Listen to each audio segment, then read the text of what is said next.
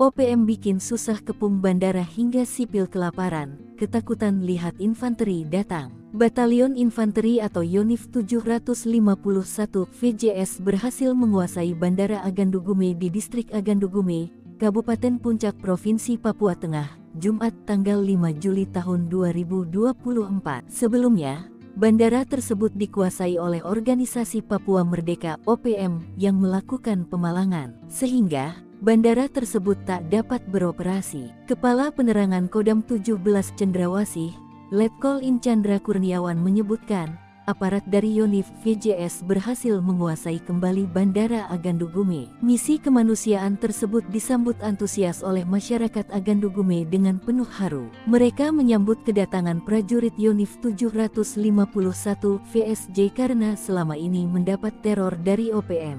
Bahkan untuk kebutuhan pokok dan sehari-hari tidak tercukupi karena bandara tersebut tidak beroperasi. Sehingga masyarakat dan aparat TNI langsung ramai-ramai melepas dan membersihkan lintasan bandara dari patok-patok bongkahan batu yang selama ini dipasang oleh OPM. Selain pembangunan gudang logistik BNPB, Kapendam mengatakan bahwa TNI dan pemerintah juga akan mengembangkan komoditi-komoditi untuk meningkatkan perekonomian masyarakat, termasuk air bersih untuk pemenuhan kebutuhan sehari-hari. Dengan adanya misi kemanusiaan ini, diharapkan tidak ada lagi kelaparan yang melanda Agandugume akibat cuaca ekstrim yang merusak tanaman pertanian.